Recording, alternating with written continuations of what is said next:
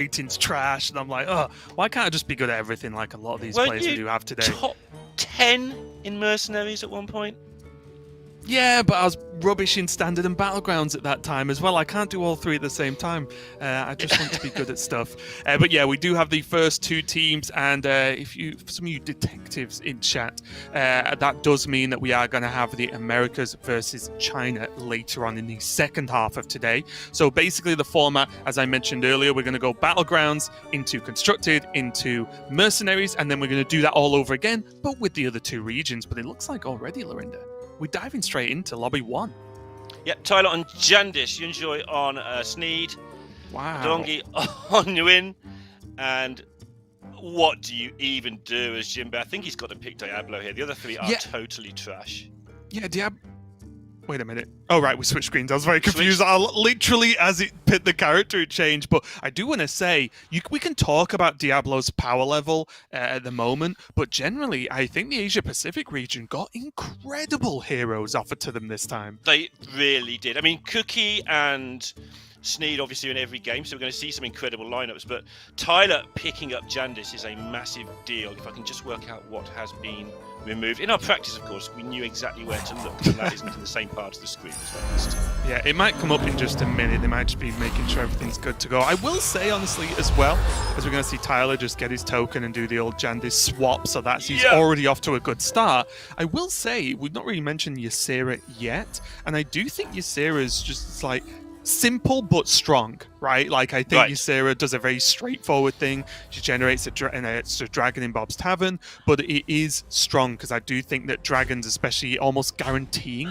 dragons, is going to be very, very powerful going forward. And we do see elementals, demons, and pirates are out of the game. So I think demons and pirates are not the end of the world, but elementals definitely one of the stronger groups of minions that often make big impacts on lobbies.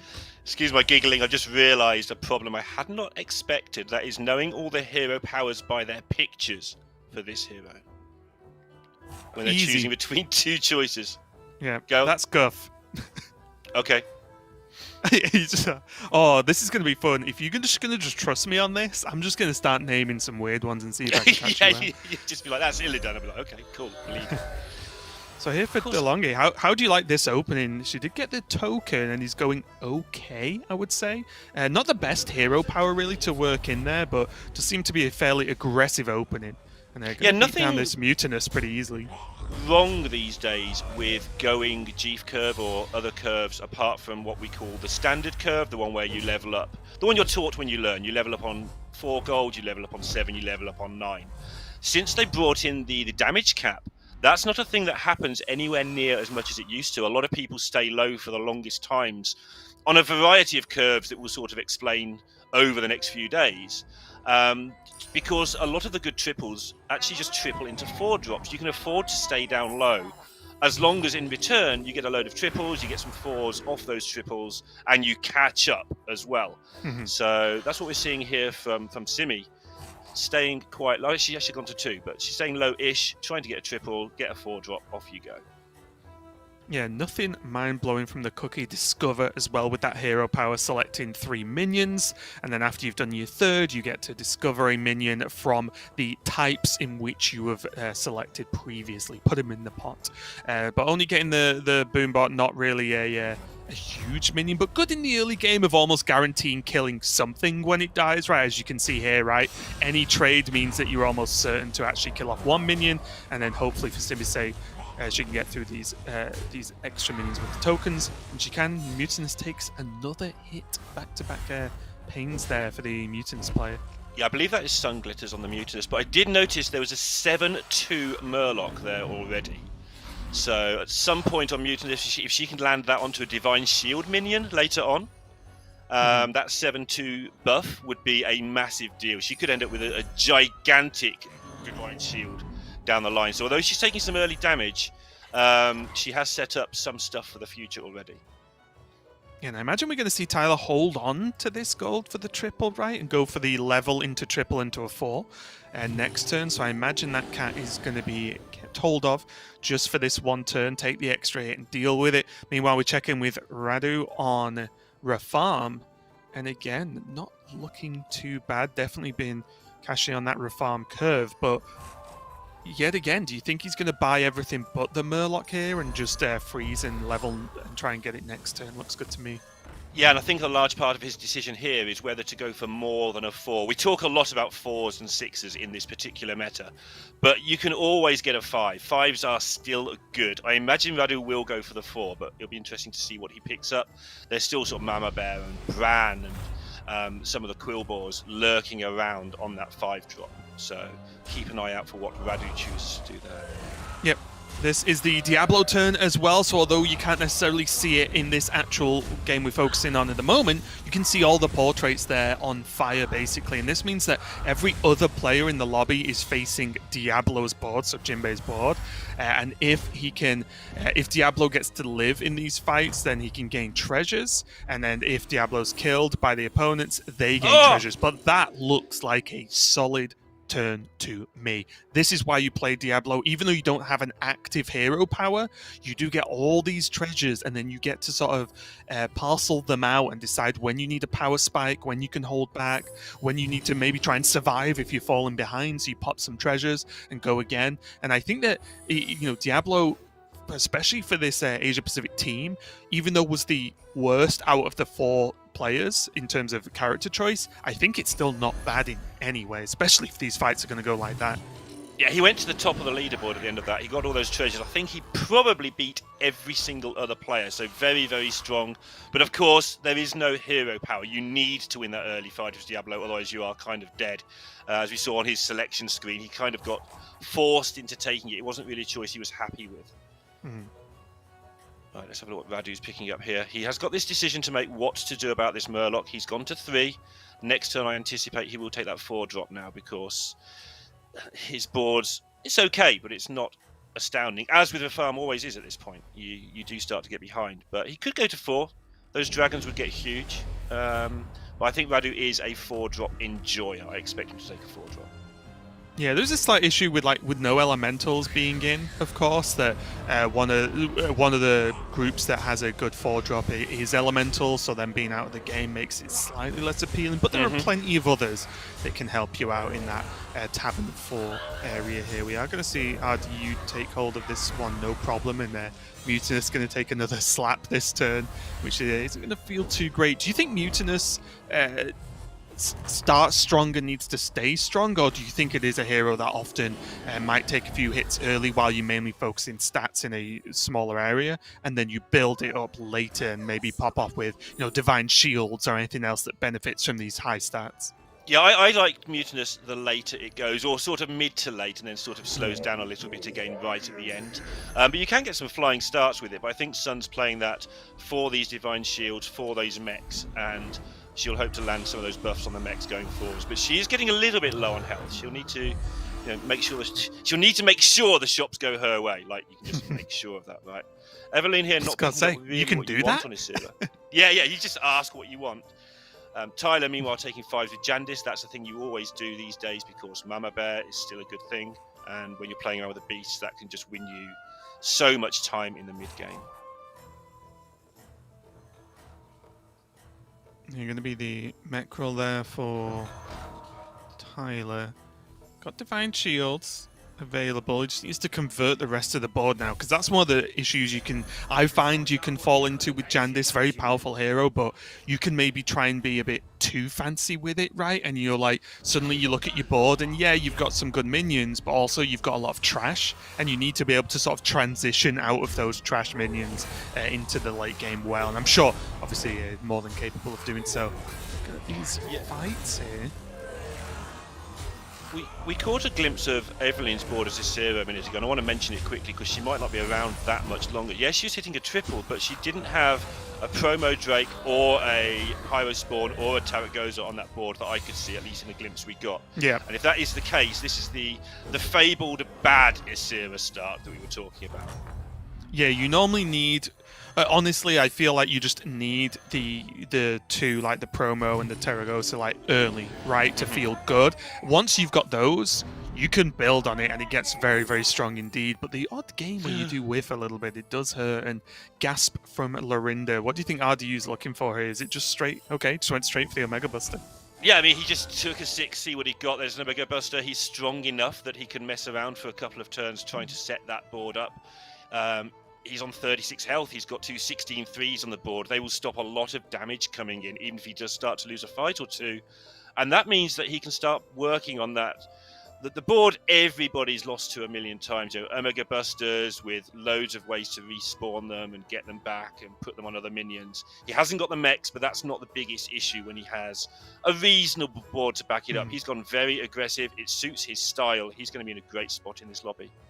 And there's Evelyn getting a Terragosa there, so she does have to freeze it, so it will be a little bit delayed. This is the fear moment here for her, because although, okay, Terragosa's there, there's still no promo, and she's on 14 health, right? That's 1 to 2 losses and you're just done for game 1 or lobby 1 already, which has got to feel bad. But you do get games like this sometimes where you just don't hit what you need to hit, and especially when we're looking at, you can see there Diablo, I think Jinbei's right on Diablo, RDU on Reform looking great, Cookie as well doing really good up there. So a little bit unfortunate, but of course this is Battlegrounds. This is what happens. You have 8 players, but very quickly you get down to that 4 and 3 left over.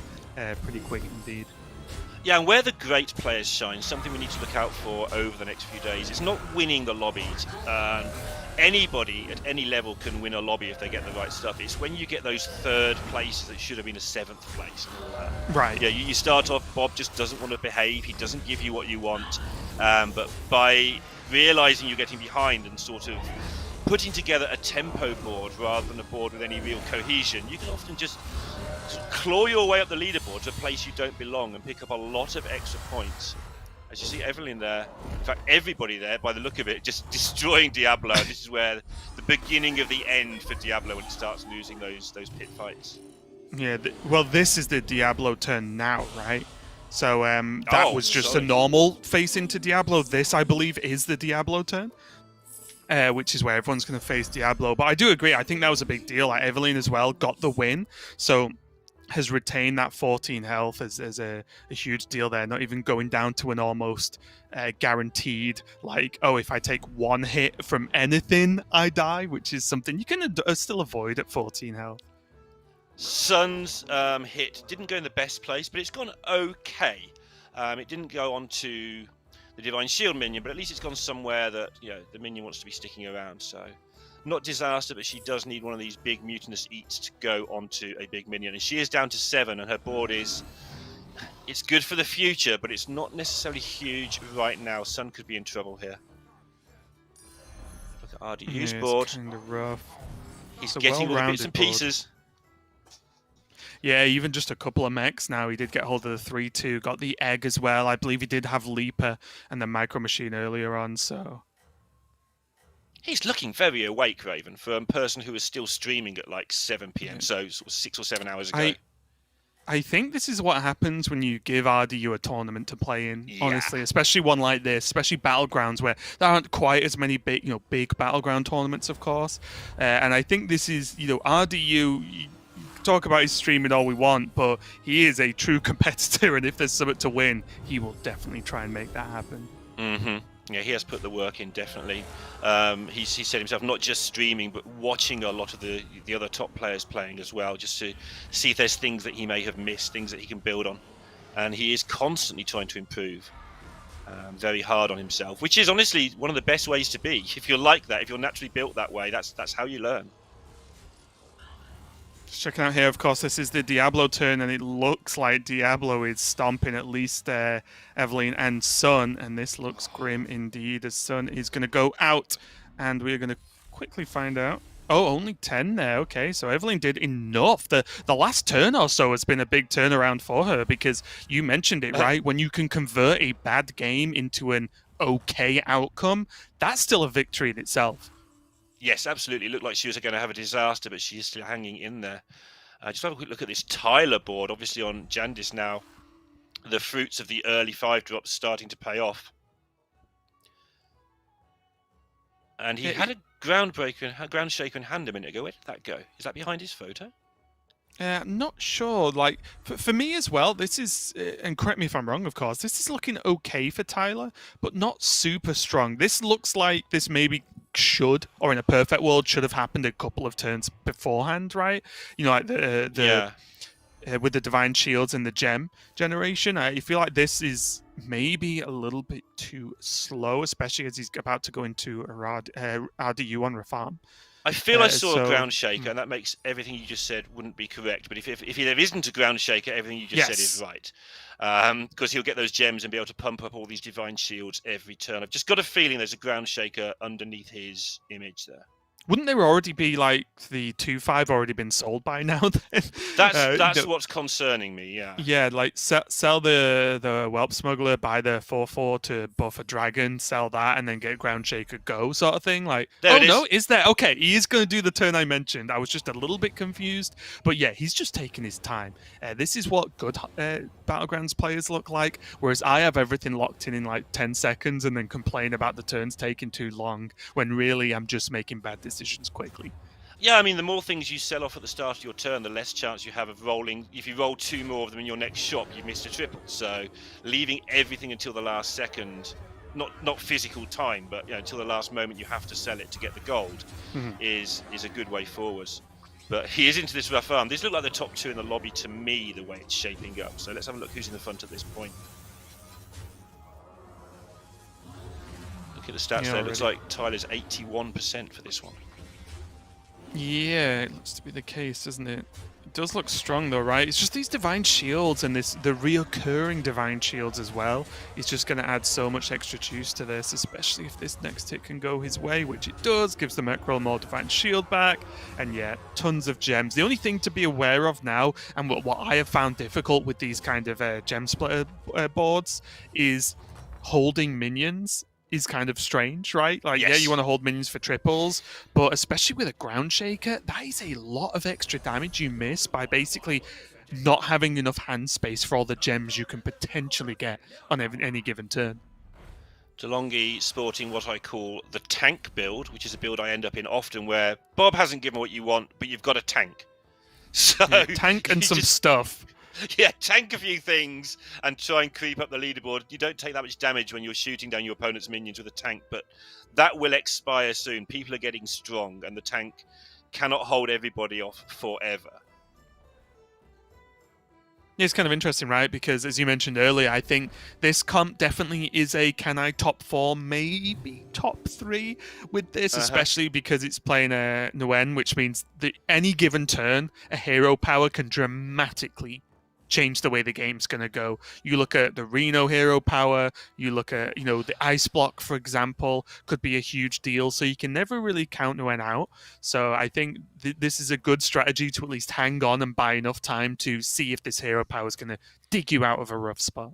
You know what else is a big deal? Is that the top 4 on that leaderboard are all APAC. The bottom 4 are all Europe. Oh, yeah, you're right. That's massive. Remember, this is a team tournament over many, many different events, not just the Battlegrounds. It's Mercenaries and stuff as well. These points go towards your region's score in the match over the next few hours. And, okay, they play 3 lobbies of Battlegrounds, but this is not a good start for Europe at all. We need, we, being the European in this particular conversation right now, would need Radu to get back up there, I think, the way things are panning out. And honestly, I would have even guessed, and the game is not this simple, but as we mentioned right at the beginning on the hero choice, the APAC team just got offered insane heroes, like all top of the sort of power curve, right? So this is not really a surprise if you had to guess an outcome, but these drops from Yunjoy, no, jeez. She's doing Europe a favour here. She doesn't know it, though. She's got to do her best to win the lobby. It's going to be a theme of the week. But she has just put out her teammate, who's doing pretty well. And Radu putting Cookie just down to 1 health, which is Simi, right? So Simi actually, by that virtue of that 1 health, is going to get a point extra than you enjoy. You got that's a good start. Yeah, it's something at least. Tyler here. Now, again, just working his way around how to buff this board. It does get a little bit, I think, difficult to to work out exactly how to build up the board, especially if you kind of committed on these two spaces being the ground shaker and the gem splitter, because at some point that has to not be good enough, right? Like that probably won't end the lobby if you don't triple them early enough. So it's difficult to be able to decide when do I pull one away, which one do you pull away. Of course, Ground Shaker will add more overall attack and stats, but it can only do that if you have gems. So it's a very, very difficult choice. And I think late game transitions are what interests me the most about this game mode. And what I think are by far the most difficult things to get a hold of is how you transition from a decent comp late game to a winning comp. Yeah, something he might try and do, and transitions aren't necessarily my strength, but I'm all right at them, is he might try to make this Mecharel really large, find the Necrolite and put all the gems onto it, and then line up all the Divine Shields, front load all the Divine Shields so that you just can't get through the Mecharel because it keeps getting Divine Shield back and hitting for a million each time. That might be what he's looking to do here. It's a strategy that is very funny for the player who has it and very unfunny for the player who doesn't. Because I've just seen that Divine Shield refresh so many times when it's got taunt. It's so great. Yeah, and so I think he's looking for a way to give that taunt. Now there's obviously multiple ways to do that. But also this fight's not going that great for him. It also looks like Jinbei is going out. RDU might have recovered here with the exact 7 against Jinbei, which means that, even though he looked really strong on Diablo, I think that is one of the problems with Diablo. It looks great if you win the first round and get loads of treasures, but they're one use, right? And then they go away and you don't effectively have a hero power, right? So I think timing those is difficult, and I do think Diablo drops off late game. And looking at Simi/Nofi there, just creeping up another place. I think she survived this round from what I saw on Jinbei's cam there. I think she's got up to 4th place with that 1 health. She hasn't been able to get a build together at all. And there she goes, sneaking into 4th place. Extra point each time she limps up the ladder like that. And the build's beginning to take shape. She's got the Turret Gozers kind of sorted. A bit late, but she's also got the Nadina. She might actually be fine here. Yeah, it's a huge pickup, and I think it was, depending on how Simi finishes this, I think already good start, right? Get that top 4. But for me, that Terragosa really, that first one she picked up was about as late as you could ever push it, as obviously seen by this 1 health that she's got. So, but as long as you've got 1 health, you're not out. So that's all that matters. Yeah, and she has actually got now sort of all the cards you want assembled for this dragon build. They're a lot smaller than you would like at this stage. Just because, like you say, that Taragosa was probably a turn later than you can ever have it for most people, right? Right. But she has found a way to cling in there, and this build's taking shape. The trouble is, the lobby's pretty strong right now. We saw that Rafam earlier on, and the Jandis both going really well. And you can't judge a Sneed by its cover, right? We don't know how much nonsense is under all with these death rattles. Yeah.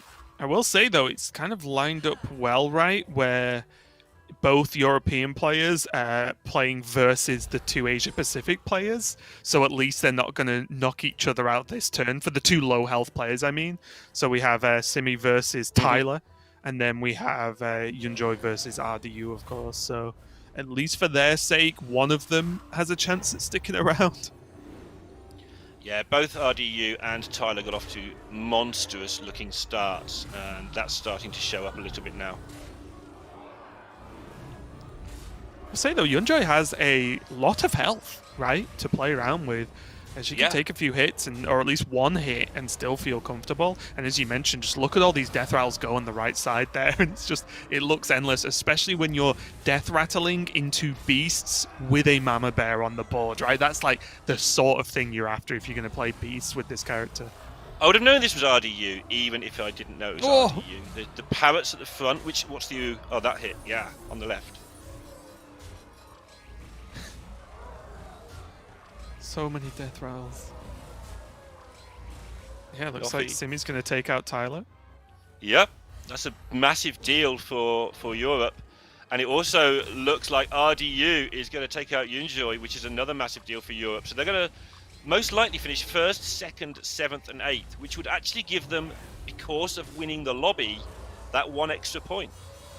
That's kind of funny, isn't it? Why that 1 point is important. We mentioned at the start of the day, if you finish first, you get 9 points. If you finish second, you're on 7, 6, 5, 4, 3, 2, 1. So yeah, this is a big deal. And honestly, this is why I enjoy this specific format for Battlegrounds. It's been my favorite so far. Is yes, they're 2 teams of 4. Yes, they add their sort of finishes together as a team. But because they don't know who's who, they're just playing a nice game of Battlegrounds and trying to finish as high as possible. And then we've seen now what looked like a strong and almost guaranteed strong finish for APAC in this lobby. The combination of Simi and RDU have really recovered this for EU this game. So it's a huge start and a great recovery considering Simi's been on 1 health for 4 turns now, I think? Yeah, a long time. The Diablo, even the Nguyen were looking like they were going to finish above her. Just keeping an eye on this ghoul that's gone. Okay. Good job. You kept an eye on it and you lost it. I'm not putting you as a lookout if we ever do any kind of heist. Yeah, watch out, lads. The police are already here. Yep, you're already cuffed. Police are here. As they're carrying you away. Okay, so RDU also got Ghost this turn as well, so he should feel very confident about just buying it some extra time, just get to freeze and pick up a second Baron next turn as well. It's not an RDU game unless he's got a golden parrot in play. It just isn't. No matter what the comp, no death rattles, golden parrot. That'll hit him for 11. I'll be fine. It's just a good minion. It's fine. It really is. It absolutely is. Joking aside, but it is interesting how different players approach setting up. From a distance. And RDU, one of his preferred ways is to go for the death rattle with the bird synergy, which again, obviously, is a sensible thing to do. It's not just him that does it. It's just a very common way that he likes to set up.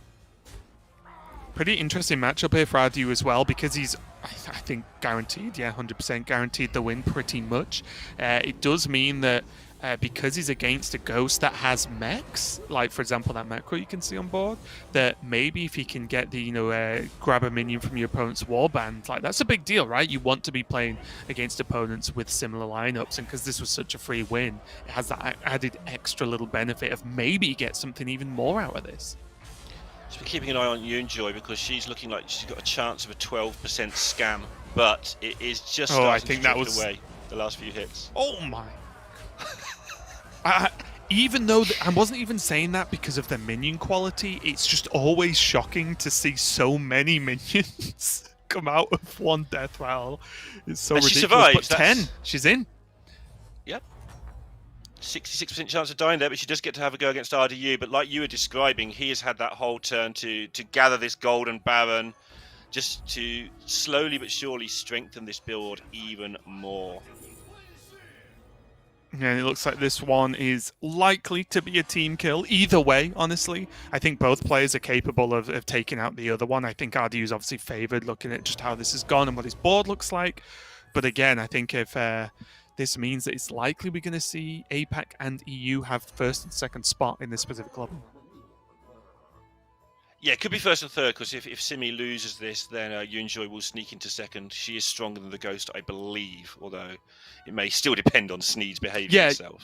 Yeah, I guess that's what I meant in general, right? Because these two are playing each other, it means that it's likely that Yunjoy's going to win, so she'll get second place. But it's a massive, massive comeback, right? It looked like Europe could well finish sort of 8th, 7th, 6th at one point. Oh, yeah. Simi's done her part massively here, just clawing in there to get these extra points. Again, it's 4 or 5 points, which is a huge amount. It's like having an extra player almost. And this is the sheer power of Sneeds, right? This board itself looks pitiful when you look at this board from Yunjoy. Right. At this point in a game, it looks very, very weak, but all of those death rattles just kicking out more and more minions. It's just such a big deal. And it's why Sneed's so difficult to even just play into or have any kind of estimate on how the matchup's going to go, because you just don't know what's going to pop out of these death rattles. And to be fair, we've seen it so many times, we know how it works, but RDU's board, if you're not a sort of regular Battlegrounds player, also starts off looking quite small. It's just that all of these and then this happens. Do this. Yeah, but we've seen this so many times, we know this is going to happen. Well, yeah. This is actually just complete nonsense. Look at this board. Yeah. And the second macro as well is just such a big deal. Why is there 146 Wally on the board? Like, that's just so crazy, isn't it? And that means Simi's going to be well and truly dead that turn. But still, as we mentioned, she was on 1 health for many, many turns this game and brought it back from what looked like a potential 8th place for her, all the way back up to finishing 3rd in Lobby 1, which is a great result, honestly. Yeah, and you're going to die to the ghost. Okay, that's very funny. And that means RDU is going to take lobby number 1. And we're never going to hear the end of it, Narinder. And that's going to be a talking point on this stream, no doubt. The world now needs 2 8s from Radu, or that's it for everybody.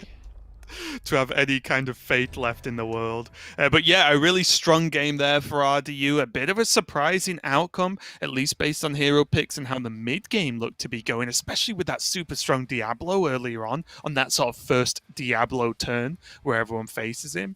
But it wasn't quite enough, and I will say that Europe looking strong in general. Some great comebacks and some great just... what's the word I'm looking for? Resiliency as well, just being able to hang on and just keep fighting there, because we saw these players look like they were going to be knocked out for ages, and even though Sun went out a little bit early and Aveline went out as well, RDU and Simi managed to just hang on and perform really, really well. So I think that's a very even lobby, I would say, in terms of outcome. The sad thing for RDU there is he comes out that lobby going, right, who was who then? It's like, boss. Sorry. I came 8th, I came 7th, I got 3rd. Like, all the hype of winning, and then he's got to go in there and talk to the team, and obviously they had a rough time there, and he's got to process that straight after the elation of coming first. He's now got to go, okay, so off we go, let's do it again. And of course, him being the consummate professional that he is, will be absolutely fine. Yeah, and I'll just give you a bit of a breakdown as well. We are going to be playing 3 lobbies of Battlegrounds. I'm not wrong, right, Lorinda? That is correct. Right? I'm not making this up. So that is lobby 1. That is 1/3 of the Battlegrounds lobbies we're going to have in this matchup today. After those 3 rounds are done, we're going to be working out who basically is the victor of the Battlegrounds segment. And I do believe as well, I'm just going to triple check all this as well. Is it 2 points for a Battlegrounds win and 0 points for the loss? Yes. It is, because the other 2 formats are 2 best of 5, so you get 1 point, 1 One point. each, right? Yeah. But for the Battlegrounds, they sort of double it into one big result, which is a nice way of doing it. So somebody will start 2-0 up. Yeah, so basically whoever wins this this overall sort of 3 lobbies worth, once we add all the points together, gets 2 team points overall, which then add on to the results from Constructed, the results from Mercenaries, and once all the teams have played, that's how we work out who sort of finishes where, who makes it to that finals, and who progresses the furthest as well. So just giving you guys some updates. We'll continue to let you know or remind you guys of the format as the day goes on, and we move on to the other formats of the day as well. So we'll be following Battlegrounds with Constructed, as well as going into Mercenaries to finish off at least the first half of the day. And this is where you'll have to bear with us just a little bit.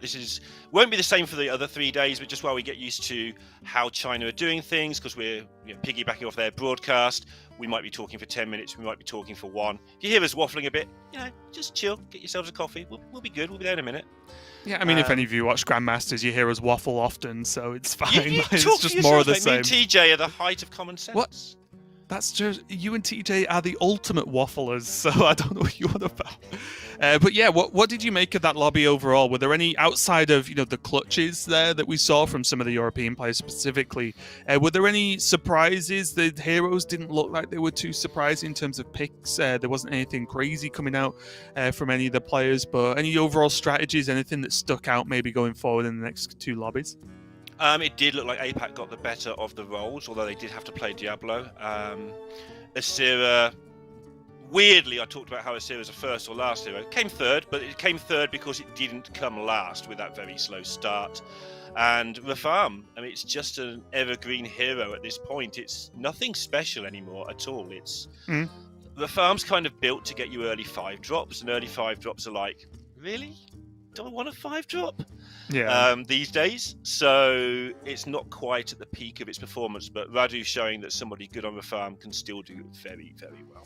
And we also saw what I would expect would be the general power level of a lobby as well, because pirates weren't in. Yes, there are some crazy things you can do with pirates, but they don't feel as consistently strong as others.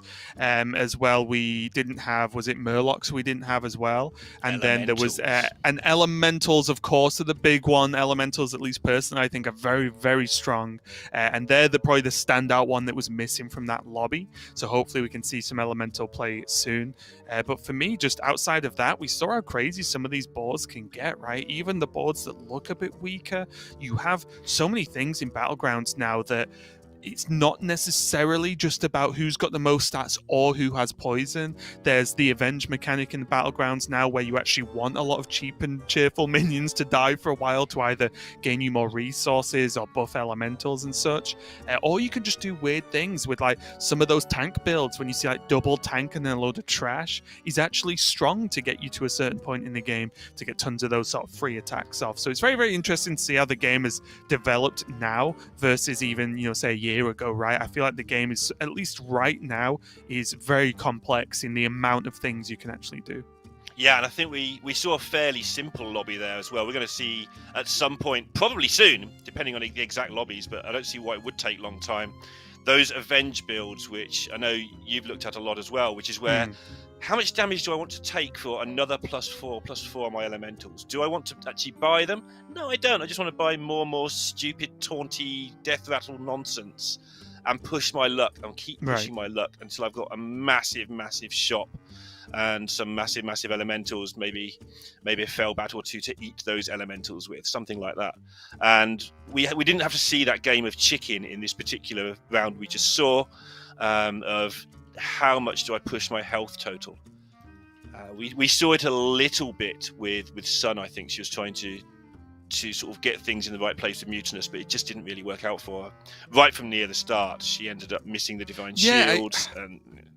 It was a strange one. I do feel like from every time we saw Sun's board, it didn't look strong in any way. And I'm not saying that's how it should have looked different or anything, but I think we didn't see a lot of her actual, turn-to-turn gameplay, but I do think that I've seen Mutinous boards look a lot stronger a lot earlier in the game, and as you mentioned, there was like a 7-2 Murloc, and that's great, but it's still often at that point a 1-for-1 trade, right? So getting to that point where you can get either the Divine Shields or just something more important to land those buffs on, clearly just didn't really happen for Sun fast enough in that game, but I do think Mutinous is a hero that can at least contest for top 4 in a lot of outcomes. Yeah, in hindsight, I think I made a mistake at the time. So I said it was okay going on the grease bot, but then she can never sell that minion. So she's stuck with a 24/9 or whatever it was grease bot, which she wants to eat to dump on a Divine Shield. And I think she must have not got offered many Divine Shields as well. And that is one of the downsides at the moment. If you do miss on your build, you do end up in a lot of trouble. But there you see the result of the round, and EU keeping it very close. Again, even though Radu won the lobby, I just want to shout out to Simi there, because she gained 3 or 4 extra points there than Bob wanted her to have. Yeah, and you can see how close it is already and how much that one extra point makes a difference, right? Because there is only 1 point separating the two teams right at this moment, and first place gains like an additional bonus point than you would generally expect. So it's a really, really big deal here. And I do think APAC, even though it felt like they stumbled a little bit somewhere along the line, I do think they did just overall perform very well. But was that because they generally had the more powerful set of heroes is the big question, because let's say that doesn't happen in Lobby 2, then does that mean that Europe, at least from what we saw from the Lobby 1, does that mean that Europe are going to start catching up and then actually just stepping forward as the lobbies continue? Because with the hero choices that are available, I did feel that APAC definitely had the initial advantage there.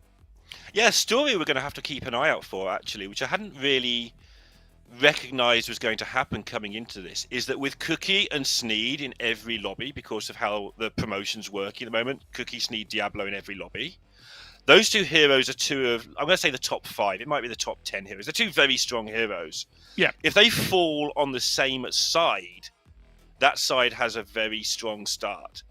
If they're split 1-to-1, then obviously things are balanced, and I think that's going to be an ongoing theme through the whole week. Yeah, it's gonna be very very interesting, isn't it? And just hero picks in general, because that's where we are with Battlegrounds right now. And it it might be a positive for some and maybe not so much for others, but because there are so many heroes, I think knowledge of how to play the bad heroes is actually more important than knowledge of how to play the good heroes, which sounds very stupid because it's like, no, you want to play. It's not like in Constructed, right, where knowledge of the how to play the best decks is very strong because you will win more. But the problem is you don't get to necessarily always choose the best decks in the Battleground scenario. So I think the players that can pull stuff out the bag and get these fourth and fifth places with the worst heroes are going to make a big impact in the game. Yeah, absolutely. It's so important. I've played tournaments without perks before now. And you're like, oh, Never these two again. heroes. I didn't even know that was a hero. What are you? I don't want to play you. You haven't got a hero power. Yeah. So yeah, and you're just doomed if you don't know your bad heroes and you get offered 4 of them. Then you're doomed. But most people know, even the people who don't play a huge amount, they usually have a couple of pet choices further down the tier lists. Like, right. Personally, I'll play. And I think you actually are the same. Like something like the Rat King. If I'm desperate for a terrible hero, something where you can just get a few extra stats and stay alive a bit longer, or Sindragoza, hope for the best. And honestly, like, I am not the best Battlegrounds player in the world, right? But something I lean towards when I'm in that spot, at least for myself, is if there's a selection of what you would call the lower tier heroes, I normally just pick whichever one's more simple and just focus on trying to, like, turn by turn playing the game the best, in terms of how you interact with Bob's shot, when to level, do all that side of the game well, and just say, well, my hero power is simple, so I don't have to really know the hero power timings or the level timings for the specific hero as much, and I'll just try and focus on the sort of raw mechanics of the game. But already we are diving into lobby number 2, and look at these picks. We have Omu, Nguyen again for RDU over there that we saw in the last lobby, and then we have Ticketus as well in the bottom left. Yeah, this is looking a lot better. Well, Ticketus isn't particularly strong, but it's looking a lot better for EU than last time around. But again, APAC got good heroes. They got the Sneeze, they got the Cookie. And let's see if we can work out what RDU's got here. Go on, Raven. Tell me what these pictures mean. Oh, that's is it Blazil? Is that how you say? I can't remember. The deal damage to yourself, gain a coin. I'm sorry, I can't even pronounce that word, and I didn't even look at the other one because you picked it too fast. So yeah, that's the first one there for him. Sneeds, of course, for Jinbei makes this one pretty simple. But I want to just ask you about what was I going to say now? I forgot. Oh my God, I'll ask you something. I forgot Raven. the name of the card. Go on. On the Sneeds curves, you've got a lot of choices, and I don't think there's an established right or wrong. How many sort of death battles do you want to put on early? Are you a player who likes to just get the tempo early on 1s and stuff, or do you like to get to 4s and put a load of things on a 4 drop or something? I think it really depends on what's in the shop, right? Like, if you have something that you can foresee yourself at least being useful for a large chunk of the early game, I don't mind dropping 1 or 2. And then you can then you can play the aggressive curve and then just power level the next couple of turns, because those death rattles are so likely to, at worst, keep you healthy, right? Like, even if the death rattles aren't great, they make it less likely you're going to get punched for 1,000,000. So I think I'd like to do that more often than not. I think the shop has to be terrible for me to want to sort of ignore the hero power for a few turns and just level up normally. Yeah, I agree with that. I think that's a very solid way to play the hero. And again, a lot of it's personal, not necessarily personal taste, but how the game is flowing exactly, whether you put it on 4s, whether you put it on 5s, whether how you choose to mess around. But whatever you do, like, it's not bad, right? You just you press that button every turn, you're doing okay. Yeah, we did just see Evelyn as well just demolish that turn, which is expected from a Millhouse opening, especially when she had access to the 2 Quill Bars there. So that's looking pretty strong for her in general. Jumping over to Jinbei, though, this is probably like big moment time, right? Does he want to think about leveling with a sell and a buy this turn? Does he want to ignore the level, just buy more stuff with the roll? Maybe he buys this cat now and then hero powers to fill out the curve? He rolled for more info, and hitting the cat, I think, will encourage him to stay low for some time now. try and hit some triples, go for... yeah, and this makes sense, right? The hero power on the imp, because that's the most likely minion you won't be selling, at least in the immediate future. So just get some value from that straight away. Immediate future. They were pretty good. Yeah.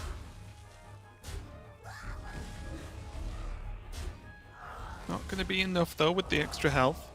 But still, like I said, the whole point of this is to just... You don't take damage, right? There's just, 2 damage coming your way on this turn, so not a real big problem there for Jinbei.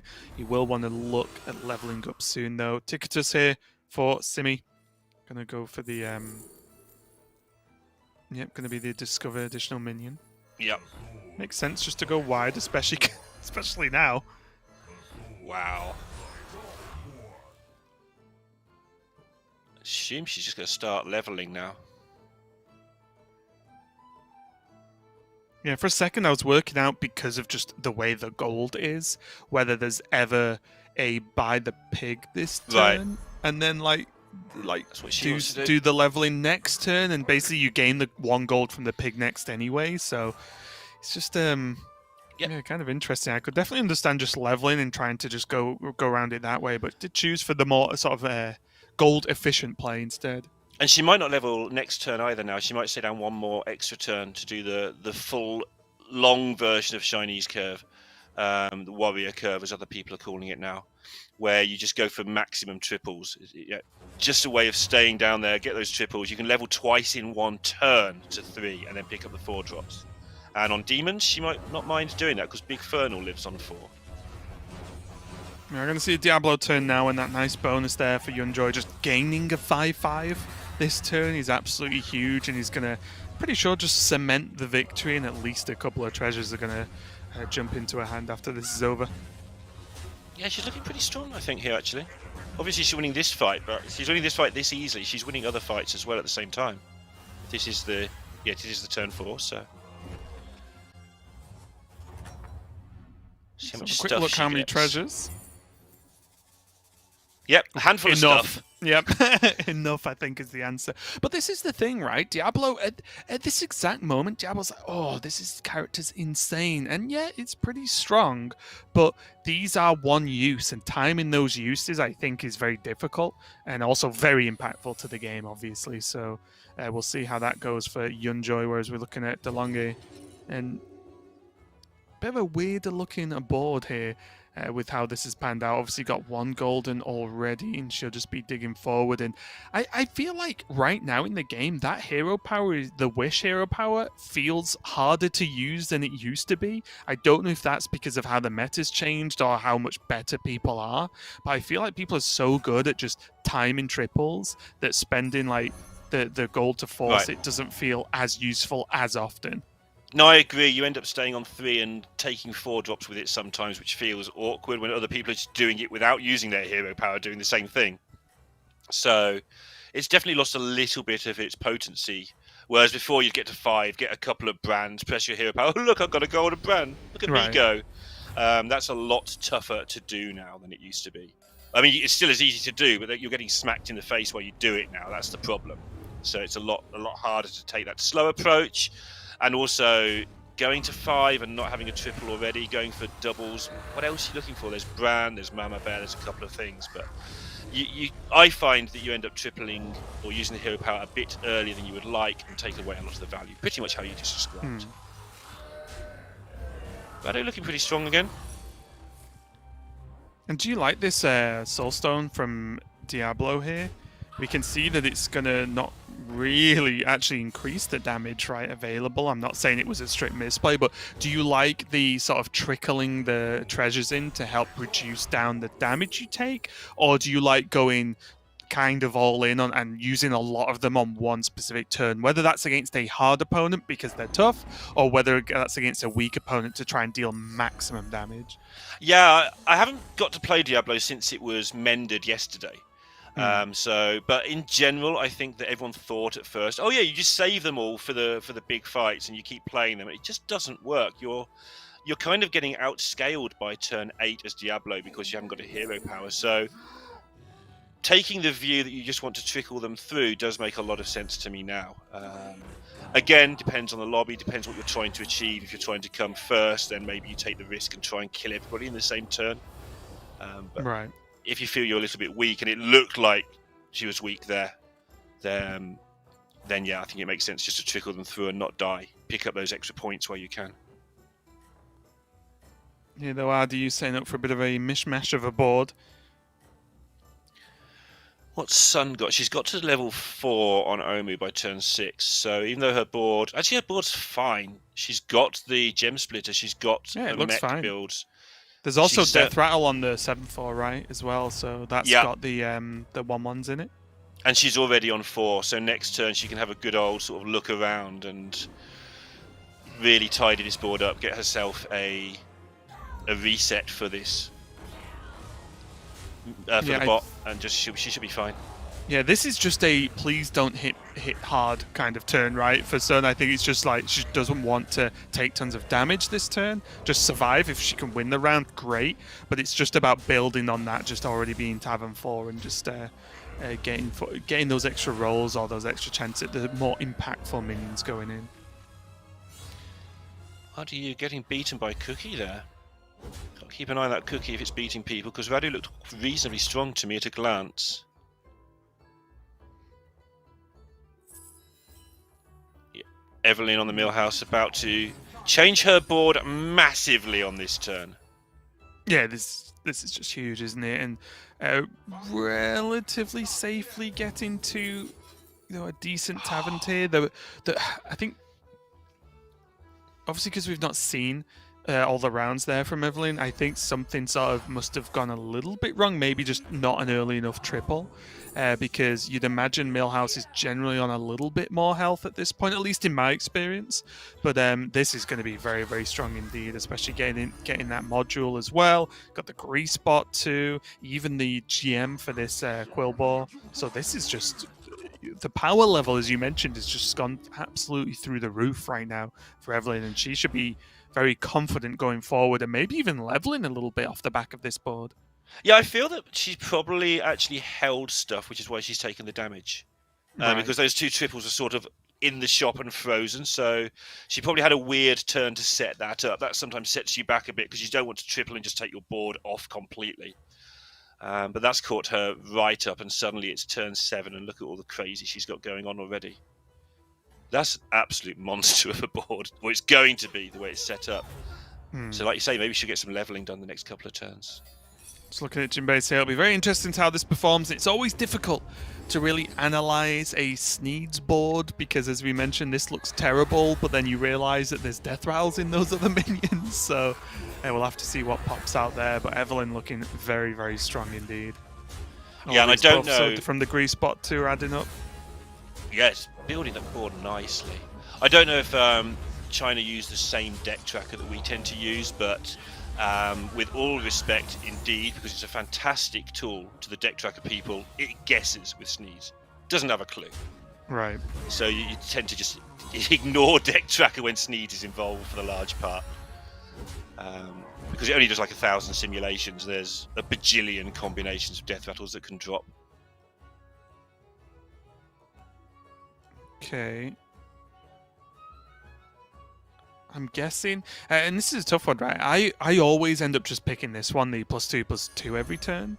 But a lot of the time I pick it and then think, oh, is that just too slow? Like, do I even want, have a minion I want to put that on? So, looks like Simi has gone for it, but she might well hold on to it for a while to see if she can find something a little bit stronger. Yeah, it's interesting. I wonder where she's going to put it. She could just put it on the tank. That's not going anywhere anytime soon. Just keep it a bit more healthy. Or like you say, now she's found a module, there's the target. But where's she going to put the module? Do you want to just buy a module? Not really. You don't really want to put it on the tank. Ugh. Yeah, it's tricky that, isn't it? Yeah, especially when she's got the arm. So there is a chance to just play the module on its own and have the arm buff it for a turn. She needs to make a choice about where this is going, this board. It's got a lot of good minions on it, but not helping each other very much right now. So she needs to pick a direction on this, I think. Yeah, she's just going to put it on the Jessie there. I guess I can understand that shot. at this point, because I think if you're playing for just maximum points, not necessarily first place, or maximum realistic points, having a 13-17 that then is going to start stacking +2/+2, at this point is probably just your best chance at not dying. You know, just dealing as much damage, retaining as much health. I think it's a reasonable chance here, but going against Diablo with double tank, like, that's just more tanks, Lorinda. I've heard having just more tanks is good. Yeah, if you count who's got the most tanks and say the person with the most tanks is going to win most fights, even if you don't know anything else about Battlegrounds, you'll be right a lot of the time. But she did have, I think, at least 3 demons in the shop that she throws, so she's looking at some more big buffs next turn on that Jessie, so still plenty in the tank, as it were, for Simi. They killed the Diablo as well for that extra treasure. But still, that's a lot. Maximum damage whilst none of the players have been knocked out yet is that 15 damage cap with the shield. So just taking 15 is a little bit rough. It was probably a good chance that the shield was there. So it was only 15 because I think it was actually more at a quick glance. Yeah, Ujoy also lost the main Diablo fight, so she's in trouble here as well. Because obviously we talked about it. She looks like she won most of the other fights, but not the one that does her damage.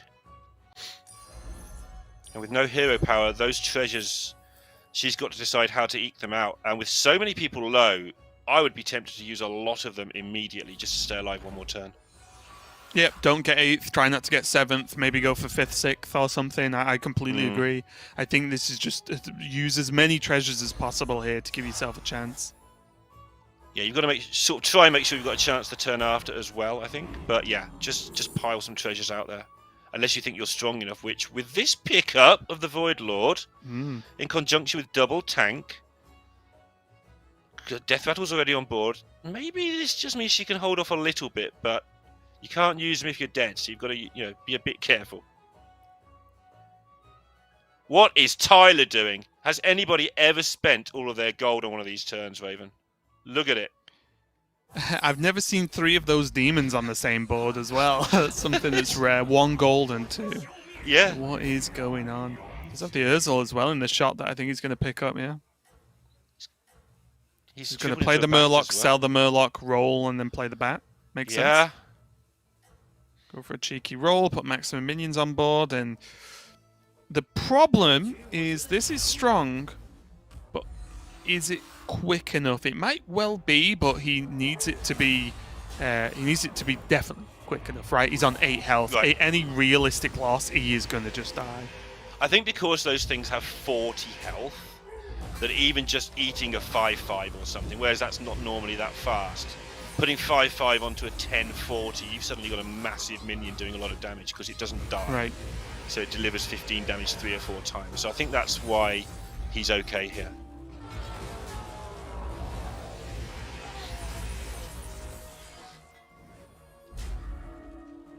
Looks like Sunglitters is about to go down to another 8th place though on the left-hand screen. She's the Omu. Yes, it's been rough, hasn't it? Like nothing really coming out from the Omu. It didn't really feel like the board was the usual, like, oh my god, why are there 6 having 6 minions on the board on turn 7 or something that you normally feel like happens with Omu. So not looking too good as Sun goes. And also that's Evelyn gone as well on the Millhouse. So yet again, we see specifically those 2 players out of the European team have a rough go of it in lobby number 2. They'll only have 1 more lobby now to kind of recover for this first matchup of the day. You may have heard me giggle or snort or something in the background there. Jinbei's board's really weird because he's having to use the gems from the gem splitter to get the divine shields in the first place. It's kind of this weird just like a gem high 5, isn't it? It's just stuck in this weird time loop.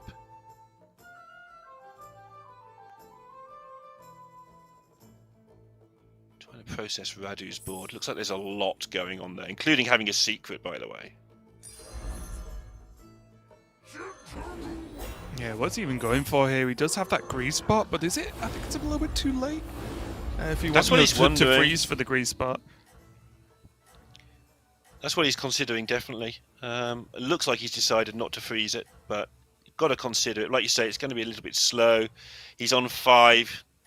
He can probably do better. The problem is as well, what would he even replace for it next turn, right? Like, everything else seems really good. He does only have 3 Divine Shields anyway. It's not like he's playing George, where the whole board would be Divine Shields. Right. And everything's getting buffed. So I don't even know what he would replace here. And I think that might be the factor where it's just like, there's nothing I really want to get rid of for just gaining that plus a couple of stats every turn. Now, even though Jinbei's on Sneeze here, unless we miss a million Death Rattle buffs, he's in trouble here, I think, on this fight. But yeah, they haven't even turned on the deck tracker for the Sneeze. Just not bothered. So, but there's a lot of damage coming out of those jugglers on the right-hand side there. Yeah. One of which is gold. That's a ton of damage here. Zephyrus getting some work done. We're just going to get the same exact finishing orders as last game. Oh, everybody's dead. Yeah, people just died that time. So what was that? I think that was Simi went out, and then Yunjoy went out as well. And Jinbei, yeah. And Jinbei, of course, yeah. So Radu once again. Yeah, And Radu Delonga and once Tyler. again. No, you're right, yeah. Yeah. Tyler is Cookie here. Yeah, I was looking on the left-hand side, which is a turn behind, and I'm stupid. Yeah. I'm sorry about that. I'll let you off this once. Does look like as well that DeLonga's getting a turn off. I do think she is more than strong enough to not fear a ghost. Sometimes you're like, oh no, I think this ghost might actually take me out. But I think based on especially that last turn, should be feeling very comfortable indeed. Tyler, on the other hand, is going to want these demons to keep on doing demony things and getting stronger. He's tripled another one, hasn't he? While we've been away. Yes. Just... But he ate the triple with the triple, didn't he? It's 148! Calm down! Sorry. Watched way too much Fino in my life. You can't have, you didn't say dude. I have to be... yeah, I was trying to keep some sort of decorum in the broadcast, but here we are. That's your first mistake. I'm sure it won't last throughout the whole night, don't worry. Has Radu got the... He just hasn't got the firepower to get through this gigantic thing, has he? He has got the secret up, which is almost certainly a block, so... Yep. Yeah, and even just looking at this, he would need to get hold of poison, and the poison would have to exactly hit right? Like it's not like, oh well, if the poison hits something else, then that we can make up the damage on the other minions. I don't think that's the case, right? I think this, because it's just specifically one massive minion there for Tyler with that demon. I think like this is a big ask for anyone to take down Tyler at this point, even though RDU seems like he's been ahead for a lot of the game. Yeah, I think it's interesting. He's got to fight DeLonge first, which means he'll keep the tanks, because if he can shoot those jugglers, that'll be a massive deal for him. But then he's going to have to... I mean, what did the tanks do there against Tyler? Just nothing, right? They just impacted off the surface. And you see he's starting to pick up the poison in anticipation of, if he does win this fight, trying to win the one afterwards as well. I was honestly wondering whether he was ever thinking about the Sephin at any point. Yeah, absolutely. Because there's Sephin and a Murloc on that shot, so it's a long shot. But his whole comp does kind of revolve around like tokeny things dying, right? So the Avenge style for the Sephin will get there. So I wonder what he's thinking of selling here. I think he wants to play this Omega Buster. I think you're right. He wants to sell something, pick up the Sephin. Even though he could freeze, but he's got 2 gold, so he won't want to waste any of that gold. Yeah, he's going to have to dump something he doesn't want to dump here. The Hydra was a tough call, but now I've seen it in action, you can see how much better this board looks. And I think you freeze for the Sephin here. I don't think he did. Huh? He didn't. No, he chose not to. Maybe feeling he needs multiple ways to beat Tyler. But he's got to win this first.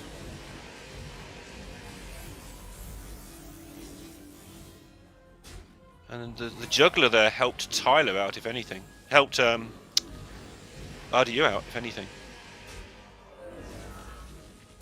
Yeah, kind of a Shooting the strange Buster. one already, but it just still looks like there's too many stats here for Radu to get through. Yeah, it's a As bit always, tighter going than to the see last what one. Mama kicks out. Okay, nothing great. Oh. Okay.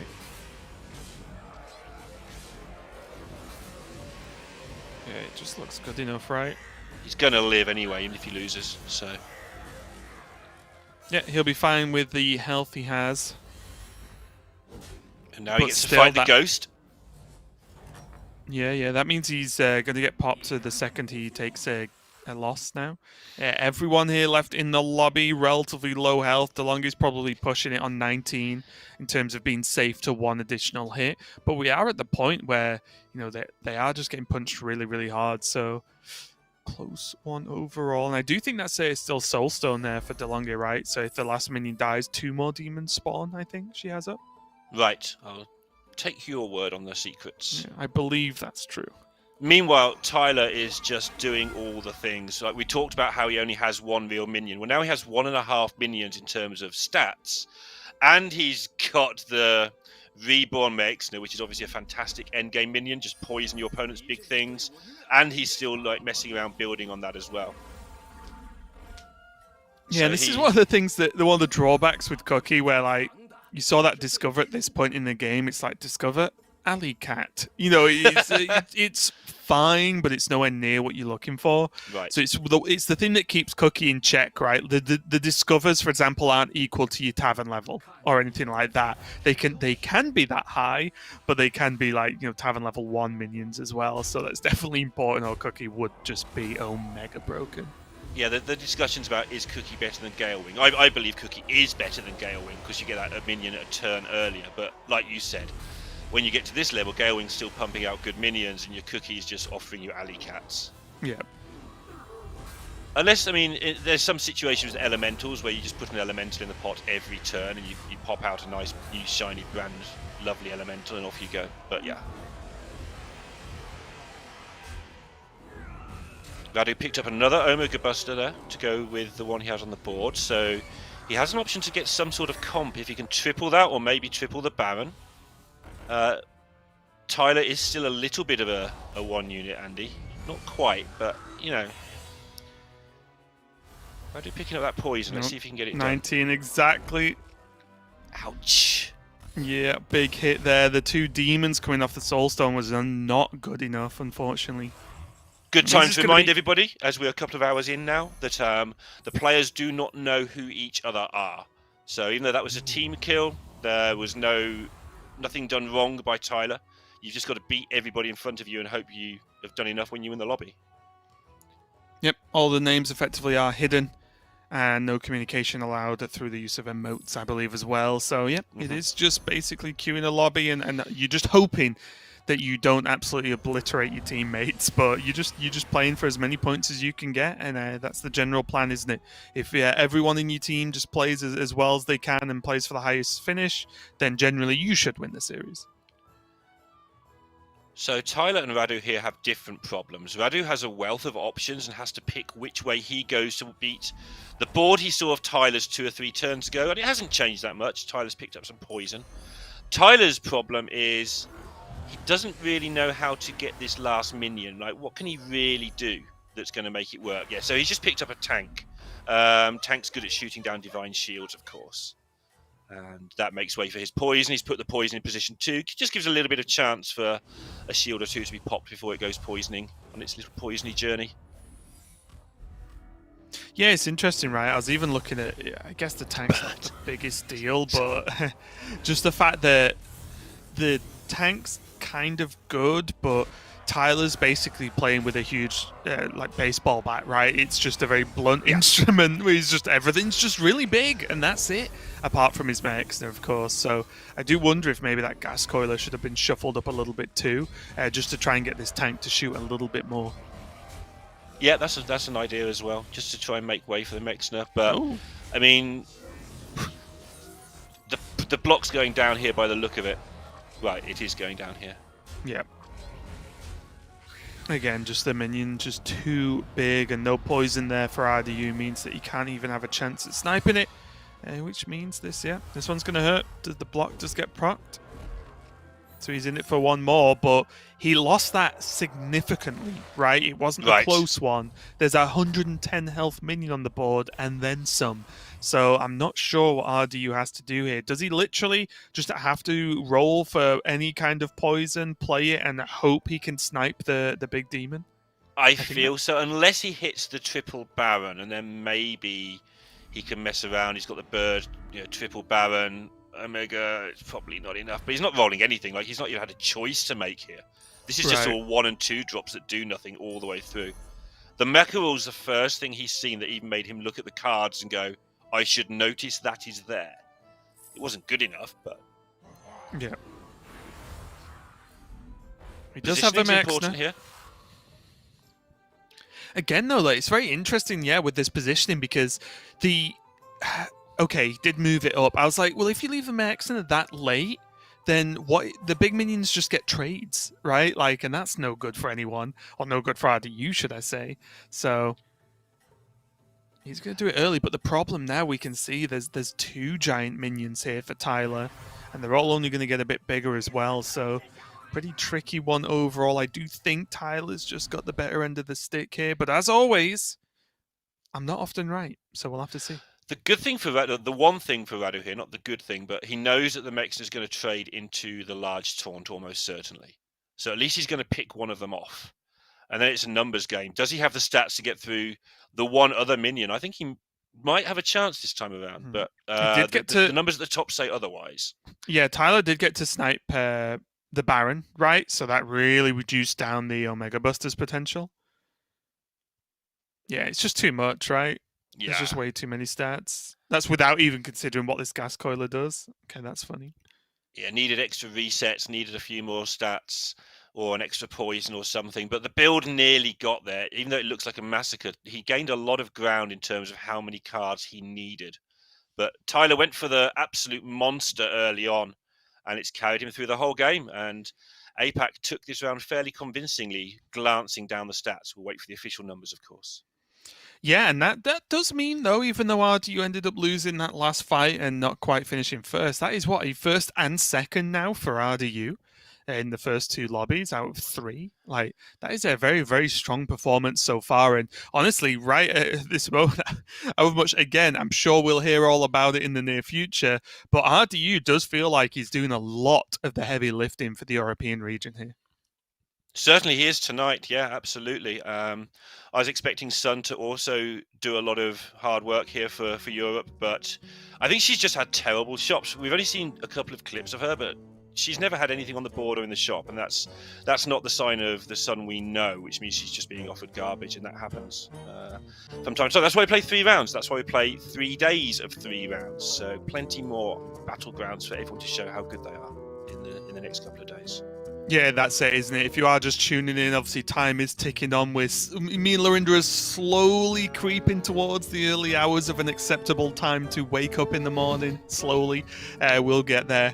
But yeah, as the time goes on, just giving you an update that this is the first matchup in the first format. So we are in Battlegrounds between Team EU and Team APAC. We are going to be moving on to Constructed and then Mercenaries. Then we're going to do that order all over again, but it is going to be the Americas versus China. And then that rough format is going to continue, but we swap the regions around so they all face each other, basically. So there's tons more to play out for all these players. And, if one particular player, your favorite players, maybe looks like they're having a rough day today, that doesn't have to be the case tomorrow or the time after. So plenty of time for recovery, and to maybe it'll be RDU needing the carrying tomorrow. We'll have to see. But so far, the results seem to be looking pretty close, honestly. Like I said, RDU with a first and second place, but APAC finished lobby 1 point ahead. And again, I think we might see something similar here, because I think they had actually an overall better lobby in lobby 2. Looking at what I'm seeing, but I'm not sure exactly what it is I'm reading, APAC look like they're 9 points ahead. You've seen me looking off the side and squinting a bit. I think, yeah, because Simi this time around, Evelyn and Sun came 7th and 8th, but Simi only came 6th. So and RDU didn't actually win this one, so that's 2 points less as well. So APAC actually won that round by 9, which is a lot. So EU going to need 2 or 3 of those top 3 places in this next one to have a chance of picking up the 2 Battlegrounds points before the Constructed. That's it, exactly, and something I just wanted to mention as well. Even though I talked about the players having time to recover, that's in a separate match, right? So when they play a different region, it starts all over again. These points don't like carry over or anything. So basically, after this lobby now that's going to come up as the last one for this match, whichever team has the most points gets 2 total points, which is then added with the constructed and mercenaries results to add up into like their total points throughout the round robin play. So it's a big deal that even though they can recover, any team can still grab it. One team will end this lobby with 2 total points for the tournament. The other team will be on 0. There's no one nice point you got for trying hard or anything like that. It's just you win or you lose, and that's it. So it'll already give one of these teams a very strong lead, just having that 2-point gap advantage on the minimum of 2 other teams by the end of the day. And it's where you've got to be a team player, and you've got to be mature, you've got to be professional, because you've got to have every day somebody's going to go into their constructed match 2-0 down. You get out of bed, play some constructed today. What? Why am I can't be 2-0 down? That's just not fair. And you just got to be mature and maybe not even look at the other results. Just play your games like you would normally and forget what's going on around you.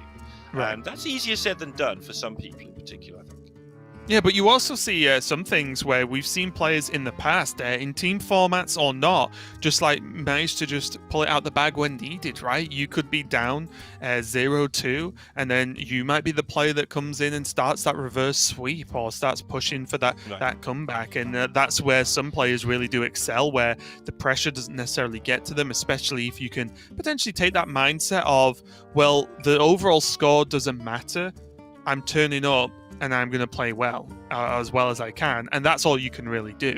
The rest of the results either happen or they don't. So we'll be interested to see how this goes. And again, it's something I'm enjoying going to enjoy about this tournament is that it's spread over a few days. There's so many formats. There's so many sort of team dynamics involved, especially when we move on to the other formats, where, for example, just to give you a teaser, in Mercenaries, there are 2 players for each team in Mercenaries. They build their lineups, and then they don't necessarily have to swap back and forth each game. Like the same player can play pilot 2 games in a row. So then that becomes interesting as to, well, who wants to pilot, who wants to do this, and make those choices. So I think it's going to be pretty cool going forward. See if anything gets changed or mixed up over the course of the next days. But I do believe they are getting ready to go into the next lobby, so we'll have to see how that one goes. But if you got any predictions, Lorinda, do you think APAC are going to take control of this and get the first victory of this tournament?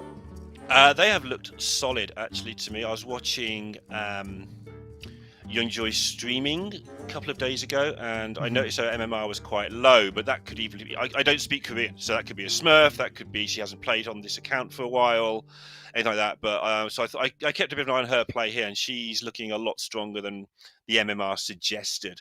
And so I feel that APAC will continue doing well here. But I think the quality's been high. RDU's doing what he can, and if Sun can get a good result as well, EU still have a chance. But 9 points, it's either 9 or 10. It's either 9 from that round or 9 total. Either way, Europe are a long way behind. They need a full round of good results. Yeah, and I think we will see the points, no doubt. Of course, we're just providing you guys some English commentary over the Chinese broadcast, so we're not in total control of the production. And the real question is, are we ever in control of the production? So we'll see how this one goes, but I believe we are going to check in on how these points went. Yeah, so you see the 9, 5, 6, and 3. Very, very good there for the APAC results, that lobby. And then only 7, 4, 2, and 1. And I think the biggest thing here, as you can see, is I think EU cannot take 7th and 8th in this last lobby, right? Like, I think if that happens, they're just done, right? It's just not enough points. So I think that's been the huge drawback. Although they've played well in general, I think that the fact that 2 of their players have taken 7th, 8th in 2 out of the total of 3 lobbies, I think that has really hurt them, and where this gap has come from, right? A 10-point gap by the looks of things, when it was a 1-point gap 1 lobby ago. So it's a huge deal indeed. Yeah, needs to be a monster, but it didn't feel that monstrous last time around to sort of win by 9. Radu still was able to come second, and APAC managed to get 9 points out of that, like eked out. So it just needs to be a very good performance. Like you say, dodge those 8s, dodge those 7s. Right, Sun's got Isira. Radu's on Diablo. He actually likes Diablo. We've got Cookie down the bottom, almost certainly for Evelyn there. And then Lich King. Lich King on the bottom left, which is a weird hero, right? We were playtesting that the other day, and it feels bad, but if you can set up all the Avenge stuff, it suddenly becomes good in a hurry. And and I'm excited to see as well what's going to be in the lobby as well with the minion types. It's going to be cool to see. We are going to see what were the others: Millhouse, Mana Storm, another Zephyrus, a Malygos, and a Flurgle as well. Oh, okay. Yeah, Flurgle's actually underrated. I'm almost sure Flurgle's like a Sera that doesn't miss as often. Yeah, that's true. Yeah. I guess I can give you that one. I think Flurgle's pretty cool actually. Now that when they changed it to just didn't it used to be when you sell a Murloc, and now it's when you sell a minion? Is that correct? Yes. I know he got buffed a while ago, right? And that buff was huge because that just changes the game completely. We do get to see now no demons, no pirates, no mechs in this lobby. So arguably this is the most straightforward, powerful minion type lobby, would you say? With elementals in there. I guess mechs is missing. But with elementals in there, you've always got to keep an eye on it here. Beast's always a danger, even though the way people build beasts has changed a lot in the past few months. I just want to see Millhouse on elementals because it's funny every time. It's like, oh, this isn't that good. And then suddenly, where's all this come from? And suddenly Millhouse just wins everything. But this is going to be, like you say, in some ways, like straightforward and powerful. It's very right because of Flurgle, Isira, Millhouse. They're all going to do their thing very straightforwardly, and there could be some monstrous stuff by the end of this lobby. And you enjoy off to a very good start as well here too, staying low because Malygos, she wants to have as many triples as possible before motoring up through those tavern tiers and picking up a load of triples. Yeah, and the fact that you can transform those tokens, as you can see, it does give Millhouse a run for his money there, but of course not going to be quite good enough.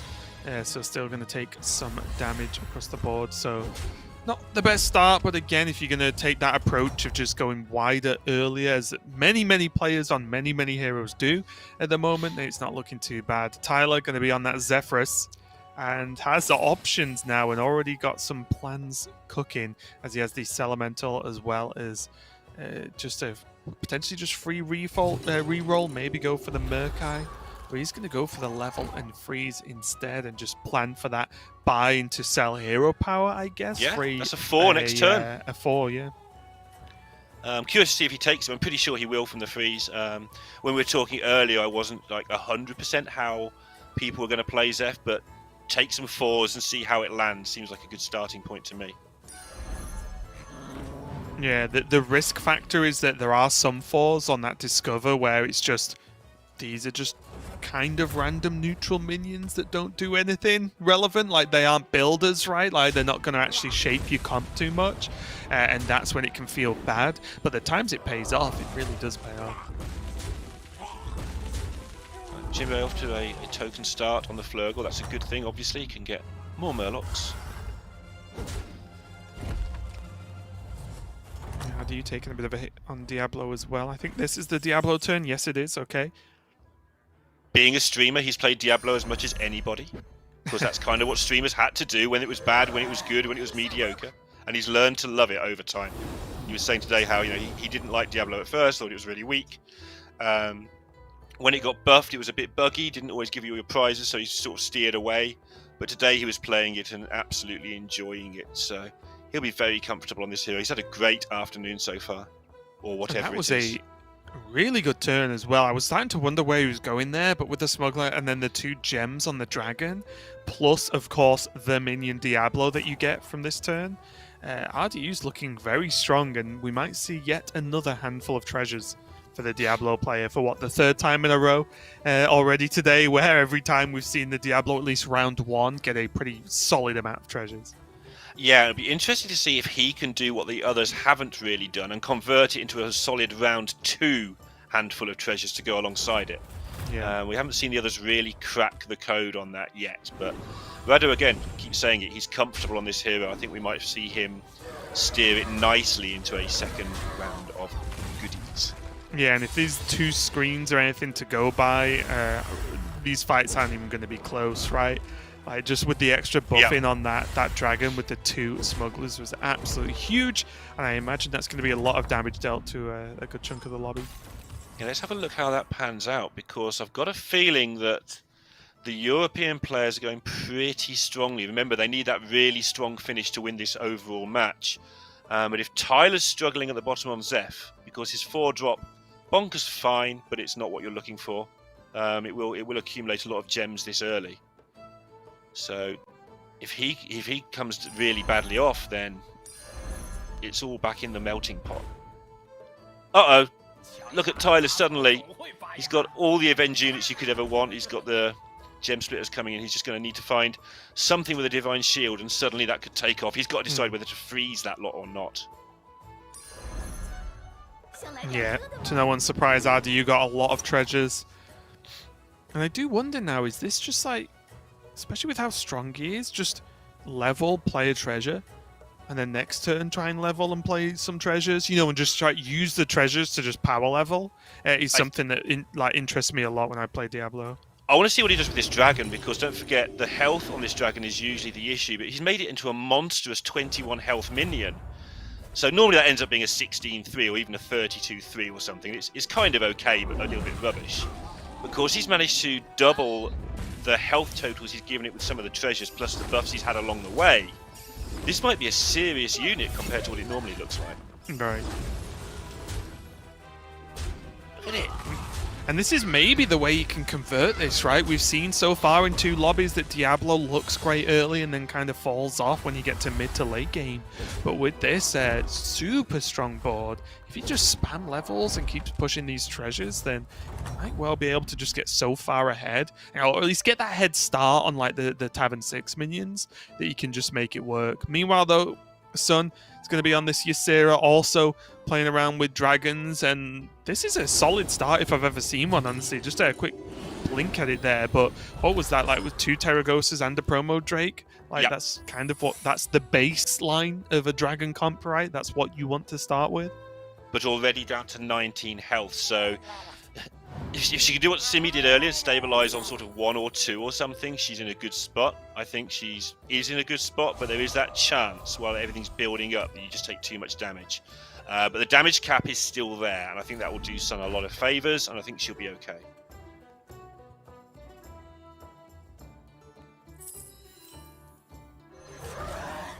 Jinbei goes for a 5. He doesn't get the 7. He's got just non-flurgly things.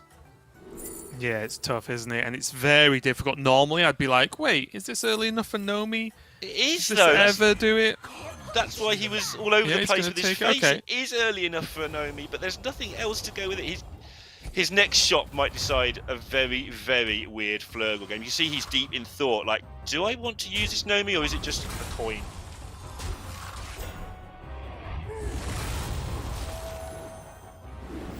Yeah, I guess that's just a minion, because if not, he would have potentially... no, it looked okay, actually, yeah, so we'll have to see how it pans out. If his next shot's got like 2 Elementals in it or something, yeah, then we can talk, yeah. Now I'm a Nomi player suddenly, so just kept his options open, because the other 2 didn't look like they were going anywhere, whereas Nomi might just go somewhere accidentally.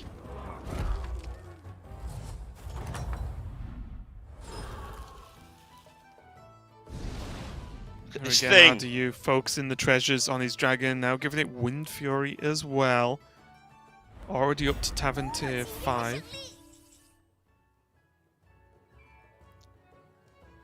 Sunglitters took no damage last turn. It looks like she has stabilised on Ysera, and that bodes very, very well for her. Yeah, a couple more turns of that kind of dragon base, and you go beyond being able to stabilise and go to actually, well, hang on. Is this easy top 4 now? Is this higher than top 4? Because once that base is just not ran over, especially with Sun being on relatively low health last round, You can build Evelyn it doing so something easily. important here. I'd like to point out that she turned down the cookie here to play Kurtra, so I was a little bit, oh, okay. Not so keen on that choice, but okay. She's playing a hero she's obviously comfortable with. And remember, she's a little bit more of a constructed player than the others in this event, so a little bit less experienced. And in this game, if you play the heroes you're good at, you'll do better than trying to play the ones you're bad at, unless you're trying to learn long term. You know, on the day when you're sat in that seat, if you don't fancy the cookie, even if everyone's told you cookie's good, if you don't fancy it, if you don't see it, if you don't think you're going to progress with it, play the hero you're comfy with. We are seeing DeLonga here go for the Elemental Chain. She does have access to a lot still in hand. She's going to be facing down Sun, and this could be a big round for both these players, right? Like, the Elementals aren't quite cooking yet. Sun has a 30-30 Terragosa and some good trades already. But yeah, I think this is where Sun just crosses the line, right, and just starts to really push, not only to survive a couple more turns, but to actually take control of the game. I think she could be looking at a minimum top 4 here. Yeah, I think she's looking at a top 2, honestly, here. She's got the Shooty Dragon as well, which you don't always find until later. It's kind of your last choice. That gets through the Divine Shields for you, so your monstrous dragons can just do all the damage they need to do. I think Sun is sitting well here.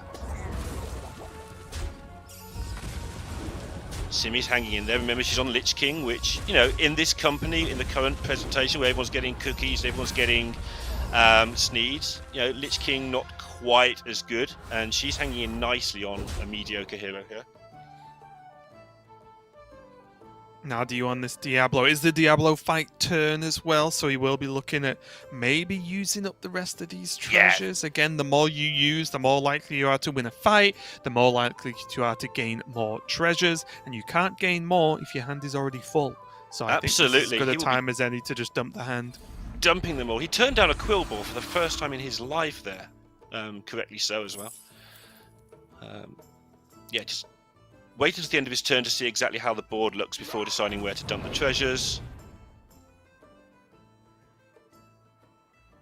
Got to decide whether he wants this Nest Matron, but this doesn't look very Nest Matron-y to me. Little bit late. He would have to play the Acolyte as well just to have the Avenge going off.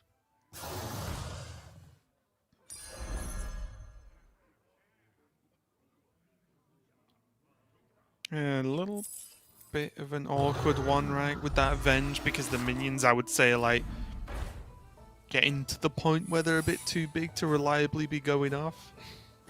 Yeah, he's got a weird board as well. He's done the thing, so he set out his plan very early on. He's going to make this dragon gigantic, but that job is done. Now he's got to work on the rest of the board, and the rest of the board at the moment isn't cohesive. It's not doing anything, so his next couple of shops will decide what he does with, apart from this one giant minion. He's never going to get the health up that high on the minion anymore, right?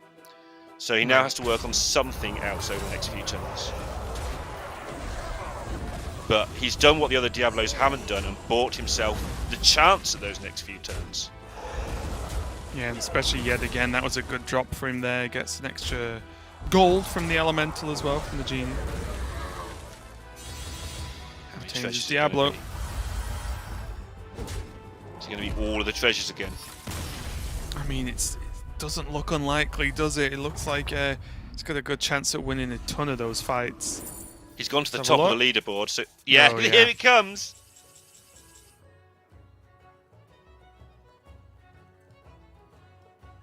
And like, look at that. Look at that for a board, and he demolished many players this round. Yeah. Like, it's so crazy, and just the power of just mainly that one dragon and being able to really just carry him through that 52-30, now going up, of course, 104-32. But that's it. That job of that dragon is done. The Chroma Wing has done its work. Now the rest of the board needs to actually start to develop. So this is the sort of shop where you can make those choices. Look, you can get lots of gems here. He's got to decide whether he wants the parrot and the croc as well, or if those days are a little bit too slow. He can also try and go into some sort of a menagerie board and keep one of everything there. Try and pick himself up, you know, an Agam or something. curious to see how he ends up. Yeah, we are going to see Enjoy just go maximum elementals. Does feel like they're a little bit low health, most of them anyway, for this point. Although it's right on the cusp, though, isn't it? They're a little bit low, but they're maybe not too low, right? Like, they might just be enough to hold on. She's out of time to buff them, so she's just got to take what she's got. This is where she's buffed them to with what she had. Looks favored versus Sun, though, and that could be a problem. Yep. But the problem she's going to have here, Yunjoy, is that she's not getting the value out of the Avenge anymore. So this is... Right. She was forced to play all the big elementals she could find, but now she's got to find a way to start the board moving again. And yeah, that's the end of Sun, who we thought had probably stabilised, but didn't quite get enough stats on board. But does finish in 5th. That's a decent pickup. Look at the APACs there, all at the bottom. There's only Yunjoy left. If she doesn't go up this leaderboard, they could lose the whole match, Raven. Yeah, it's pretty tense, right? We've got RDU in semi, Eve, and then Yunjoy. Yeah, that's and Sun came 5th. Yeah, everything's kind of lined up for you. Like we said at the beginning of this lobby, they just couldn't have another 7th and 8th after getting 7th and 8th twice in a row. And 5th, I think, is doable, right? 5th, and then 1st, 2nd, 3rd especially would be a big deal. Especially now, Yunjoy is facing RDU on Diablo. I do think she's awfully close to just being big enough, though, right? Especially with some of these roles she's getting hold of here. Like, this it's pretty scary, and I can't quite recall exactly what it looks like, but RDU's board wasn't exactly mind-blowing, right? He had 1, 2, maybe 3 really strong minions. And yeah, he had 130 or whatever it was, and the rest were 5/5s. Right. And the thing is with this board from Yunjoy is 30 is easily doable, right? It's like that's a hard number to hit. So even if you lose 2 minions killing it, if the rest of his board is 10 10s and 7 7s, which it won't be by now, that was 2 turns ago. But if his board is still struggling to pick up the side pieces, yeah, that could be an issue. But she is on 3 health, loses 1 fight, and that's it. Let's have a look how this goes. I mean, apart from RDU, that's pretty much everyone at this point. 1 loss. And Ave is facing Simi, of course, so one of these players is likely, unless it's a draw, likely to take the hit. Yeah, I'm afraid I'm going to bore those of you who have been here all night already with that, but they don't know who each other are. There's no way to negotiate a tie or anything. The players are playing blind, just winning the lobby if they can. And if they kill their friends, that's how it goes sometimes. Oh! Okay. They've hit for 13, which left Simi on 1, which, weirdly enough, would you say is a good thing? Yeah. Yes, absolutely perfect, yeah.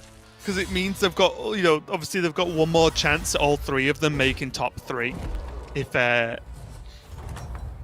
whoever has Yunjoy this turn can get the win. I'll have a quick look through. If you can just talk for a moment, even more than I normally talk. Okay, we're looking at RDU's comp here. Again, not great. We did see him take a huge hit. He was relatively safe on health, but it's a huge hit there for RDU. He does have to get something here. Again, it all helped with this dragon early game, but the late game hasn't really happened for him here. He's got a couple of good minions, but no poison on the amalgam, and relying on a gas coiler to just do the work for you, I think is a little bit adventurous right now. But he is largely going all in because he got scared by that last fight, I think. So it sort of survive 1 more turn because I'm dying now. And he is up against his teammates, so...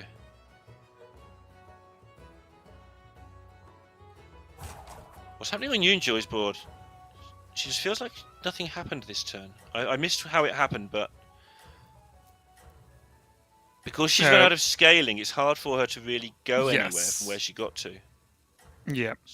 So she's going to buy this Major Domo thing and just get the buffs on the end. Well, yeah, it's either that or if you look, she's got 3 options at triples, right? Yeah.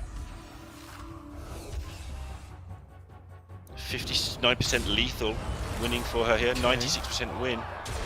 Radu's definitely going to knock out Lich King here. Excuse me. I'll try and quickly work out. So the bottom 3 APAC players got 6 points total. And the 3 EU players who've been knocked out have got 4, 5 and 6, 15. So that's 9 ahead. It might come down to whoever wins this lobby out of RDU and Unjoy wins all of the points for their team. I think, and I've only worked it out quickly, so that could be wrong, but I think it's going to come down to whoever wins out of RDU and Unjoy in the final here probably takes down the points for their team unofficially. Yeah, and I think Yunjoy's just about got enough to do this, right? Like, oh, okay.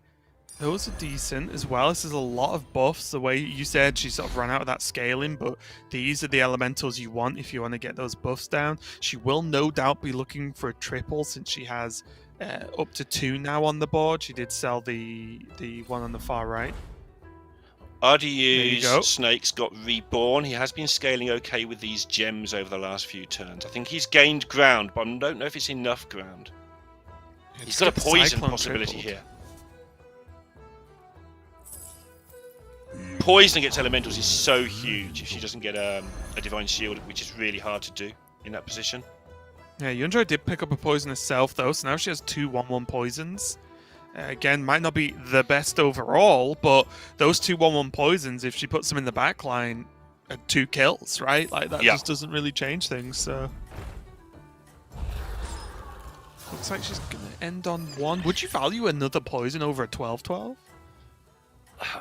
You know, Radu had at least 1 divine shield. You don't really know where he's going with it. I think 1's fine. You might run into something weird. I guess I'm just thinking, does a 12/12 ever kill or value no, trade? You're right. Yeah, if not, then... Oh, Yunjoy...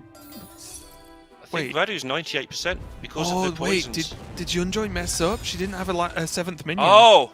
She might have gone for the poison at the last second and not finished it. Oh, no. When I said you're right, she sold. That's why I knew you were right as well. Oh, right. She sold and didn't get the buy-in. And oh, no. And I think, and again, we're going to have to wait. Don't quote me as the official source because I am not. I am but humble caster. I think that means that Europe will pick up the match, but it's close. Yeah, put it this way. I'm not going to call it. So I'm going to wait till the results pop up and tell us. But that is unfortunate. I think it was a really good effort from her. And I think that, who knows, right? If she'd actually finished the turn how she wanted to, maybe it looked a little bit closer. But really strong performance from RDU, not only in lobby 3, but across all 3 lobbies for day number 1 here for these players. RDU getting what? He went first, second, first, right? Look at his slug little face, right? Yeah, I mean, he kept his team in it, right? I think, however much, absolutely. me and you know RDU very well, right? Right, We know what he's like. But I think at this moment, I'm more than okay with